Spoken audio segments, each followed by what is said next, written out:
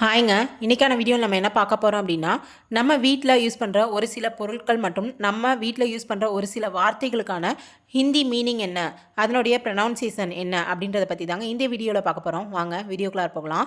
Topic name simple words in Hindi to தமிழோட part 7 video தாங்க இது. அதில் ஃபர்ஸ்ட் ஒன் பாருங்கள், மேஜ். மேஜ் அப்படின்னா மேஜை, டேபிள்.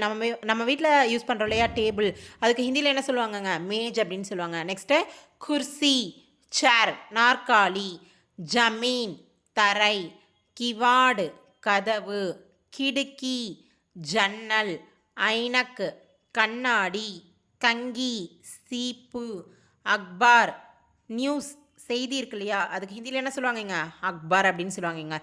நெக்ஸ்ட்டு கித்தாப் புத்தகம், ஹத்தவுடி சுத்தியல், சாக்கு கத்தி, தல்வார் வாள், கோசிஸ் முயற்சி, விச்சார் யோசனை, ஹவா காற்று. இது எல்லாமே நம்ம வீட்டில் யூஸ் பண்ணுற ஒரு சில பொருட்கள் அண்ட் நம்ம வீட்டில் உபயோகப்படுத்தப்படும் ஒரு சில வார்த்தைகளுக்கான ஹிந்தி மீனிங் அண்டு ப்ரனவுன்சியேஷன் தாங்க இந்த வீடியோவில் நான் சொல்லி கொடுத்துருக்கேன். அண்ட் இங்கே பாருங்களேன், இதில் ஆசான் அப்படின்ற வார்த்தை எழுதி அதனுடைய ப்ரனவுன்சியேஷன், ஹிந்தி ப்ரனவுன்சியேஷன் எழுதிட்டேங்க.